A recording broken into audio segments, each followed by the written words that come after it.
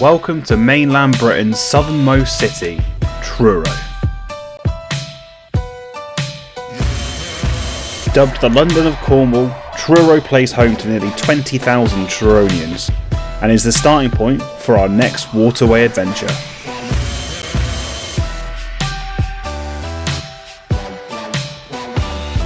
We've loaded our lovable dinghy dip into the boot and headed southwest, leaving the familiar waterways of Dorset to find some new adventures. Sit tight and join us as we discover tales of royal yachts, dynamite ridden dockyards, and even a Disney film set. Here we are in a rainy council car park in Cornwall, waiting for the rains to pass before we inflate the boat and go explore the river. What can you tell us about the town of Truro, babe? It is a city. It's the cleanest city in the world. What does it mean to Cornwall? It's the capital of Cornwall. It's the capital of Cornwall. Wow. Wow. But yeah, we're going to go explore the river, head down to Malfus. We've got the rib with us. We've been in Cornwall now for what, 4 or 5 days? And it's been really windy and rainy the whole time. We've had gaps of like blue skies and sun. But this is our final day in Cornwall, and we really want to do this little trip down the river and take you guys with us. So once this rain has passed, we're going to go get it. Alright, I don't know if it's because I'm just in a non-home town or anything, but I do be getting some weird looks in this car park, trying to inflate this thing, this rib. I'm going to perch on the edge of the side here, but it's fine. I feel really awkward in this car park. Why? I don't know. I mean, it's again, it's just because it's unknown and it feels like a car park I shouldn't be doing this in. Do you know what I mean? Well, I mean, there's a lot of traffic in here. Yeah, but we're not in the way. We're a little bit in the way. That was tiring. Getting it over those bollards. We're following. What? Now we gotta get this bad boy on. How's it working again? I don't know. So you've got to fill it up? Yeah. You're gonna bring that tank with us? Yeah. What's wrong with that? Isn't it gonna weigh the boat down? Well, that's why if it starts sinking, I'll push you off. You can be, what do they call it? Jetson and Flotsam. I don't know what you're saying. You never know what to do.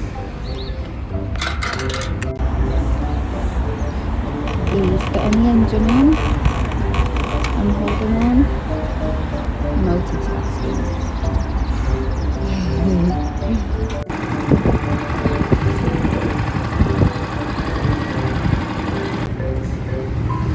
The sun's out for us. Right, we have a red post. What do they mean again? I don't know. Does you remember? I don't. Our first stint down the water took us past the Truro Harbour office, where we quickly picked up the boyage system. In preparation for this route, I learnt just how strict you need to be in this boyage, as the river dries out nearly completely on most tides, something I'd later notice when returning on a falling tide. Before motorways and even trains, these waterways would have been the transport networks of yesteryear.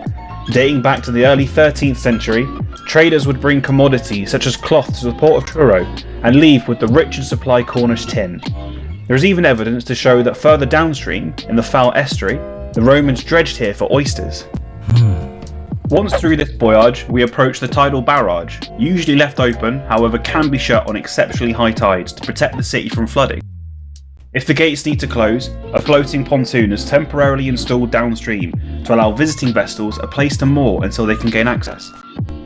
It's here we pass Lighterage Quay. During the 18th century, as many as 60 cargo ships were using this area as their home port. Explosives would be transported from Perranporth through Truro and loaded onto ships here, giving it the nickname Dynamite Quay. Leaving the industrialised area of the river, we float into Sunny Corner. However, this section of the river may have looked very different in the past.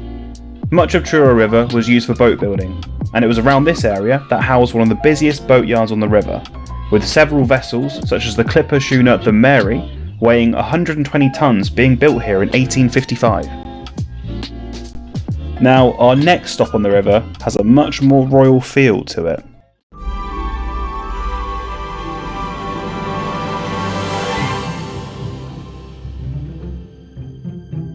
In 1846, a 27-year-old Queen Victoria sailed up the river on the Royal Yacht, stopping just north of Malfus, an area now known as Victoria Point. Queen Victoria even wrote in her diary about the trip, saying, "We stopped here for a while as so many boats came out to meet us from a little place named Sunny Corner, just below Truro, in order to see us. Indeed, the whole population poured out on foot and in carts, etc., along the banks. They cheered and were enchanted when Bertie was held up for them to see. It was a very pretty, gratifying sight."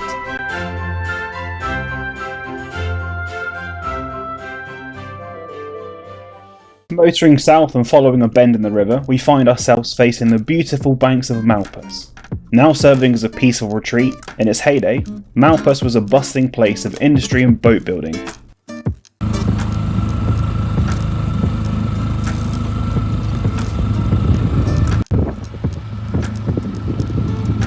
The Malfus ferry, run by Jane Davies, better known as Jenny Malfus, no idea why, in the early 19th century has some interesting stories attached to it.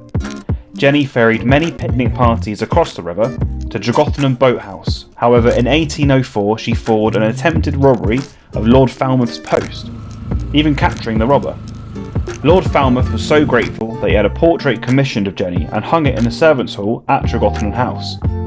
I guess the modern day equivalent would have been him just taking a selfie with her now.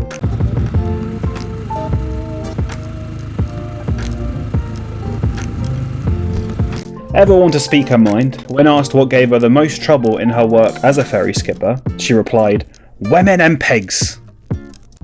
We spent some time soaking up the views before pinching a mooring buoy for a short stop. I was keen to get the drone up for some more shots, but as you can see here, the wind was really starting to pick up on us, as was the tide. Knowing just how little water we had to play with back near Truro, this was a little bit concerning. I felt glad we weren't doing this trip in natural. Looking at this scenery, it isn't hard to understand why Disney chose to film its first completely live action film, Treasure Island, just downstream of here in the 50s. At this point we topped up the outboard and headed back upstream. You can tell from the sound of the engine just how much harder we were having to push to get up to speed against the current and wind.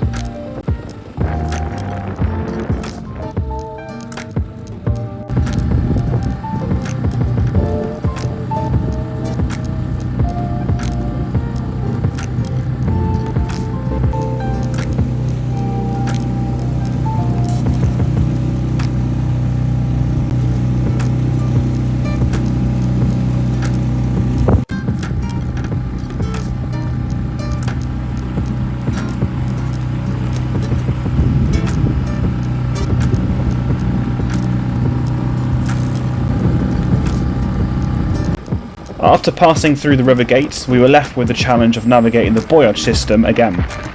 Although it was still a few hours off low tide, I was glad we had been so strict with the system coming out.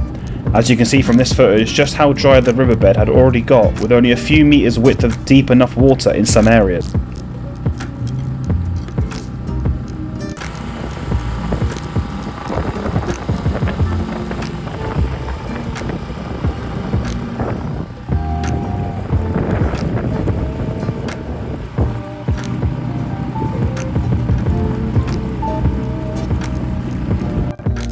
It didn't take much longer before we were safely on the shores of the big Truro Tesco and left with the not so fun task of packing up.